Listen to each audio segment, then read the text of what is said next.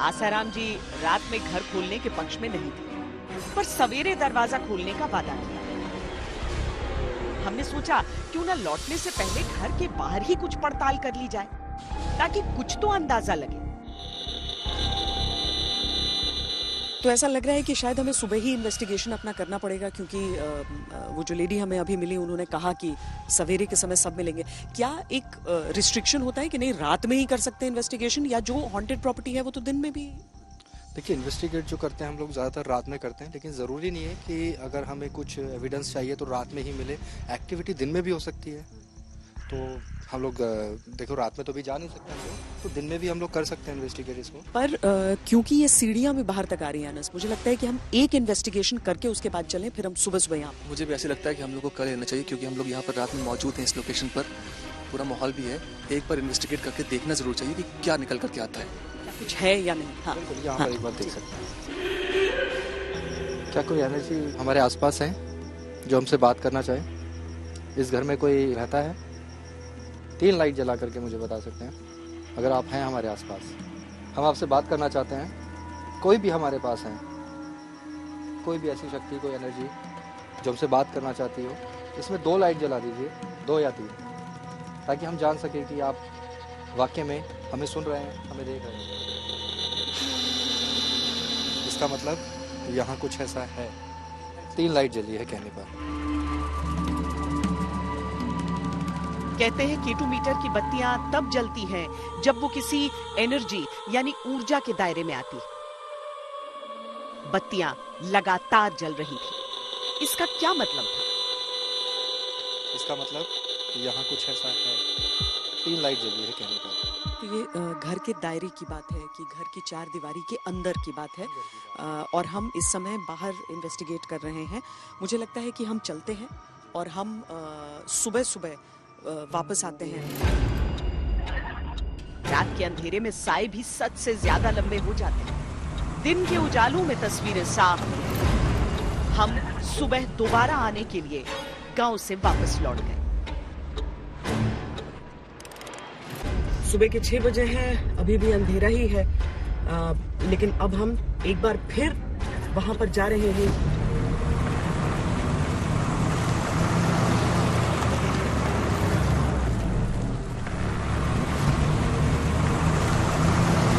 सुबह के लगभग 6:45 बज रहे हैं। हम नेगवा गांव पहुंच गए हैं और अब हम उस दरवाजे के भीतर दाखिल होने जा रहे हैं, जहां पर हम परख पाएंगे कि जो किस्से कहानियां हमने सुना है उसमें कितनी सच्चाई है।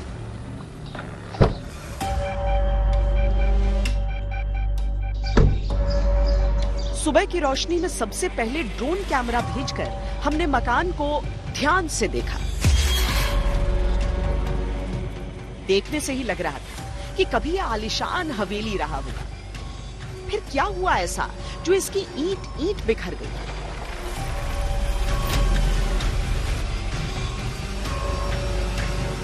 यहाँ जमींदार लोग, हमारे जमींदार लोग बहुत बड़े आदमी थे।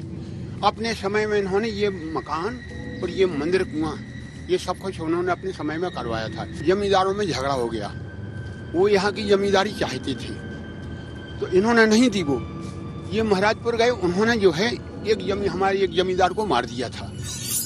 हाँ, जान से मार दिया था। ये लोग अपने बदले में लगे रहे। कुछ समय बाद वो लोग इन्हें फंस गए, तो इन्होंने जो है यहीं मार के इस मकान में गाड़ दिया था और वही लोग पीड़ित हो गए। तो तब से ये जो है मकान सक्सेस नहीं है। इसमें जो भी रहा है वो नासवान हो गया है। जितने लोग रहे उनकी संतान चली नहीं। आवाजें कुछ जो है हमने स्वयं सुनी है। किस तरह की आवाजें जो है जैसे कुछ अंदर गिर रहा हो या मकान गिर गया हो, ऐसी भर भर भर ऐसी आवाजें हमने स्वयं सुनी है। एक औरत थी तो उसके एक बाल पीछे एक डाली है, उस पे जो है उसके बाल नीचे लिए थे किसी ने, वो मालूम वहाँ पड़ी मिली थी।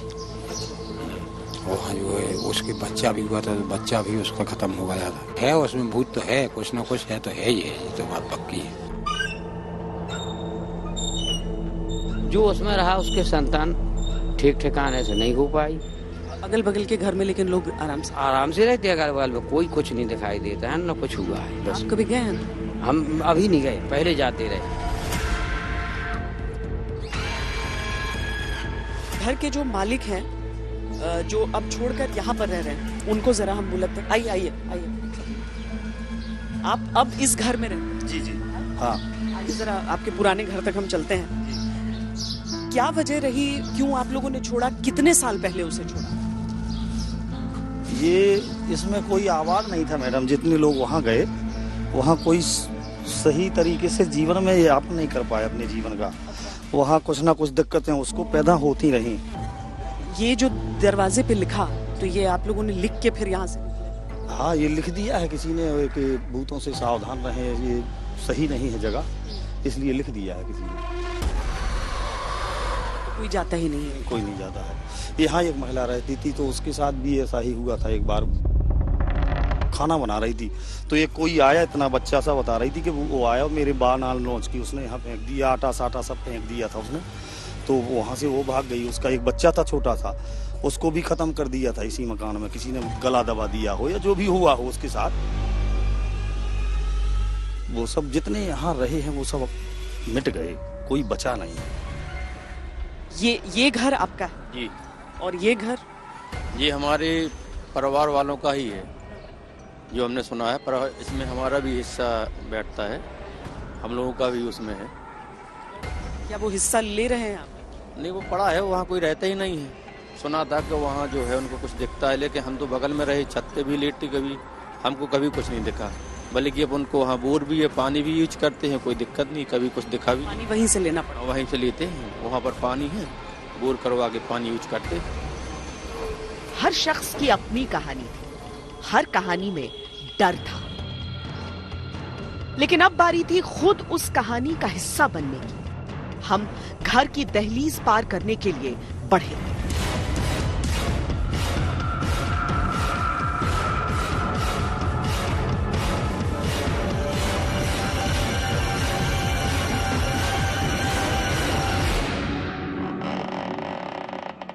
ये लकड़ियां इतनी पुरानी हो गई हैं कि दरवाजा बड़ी मुश्किल से खुला है, और छत का हाल भी आप देख रहे हैं कि किस तरीके से,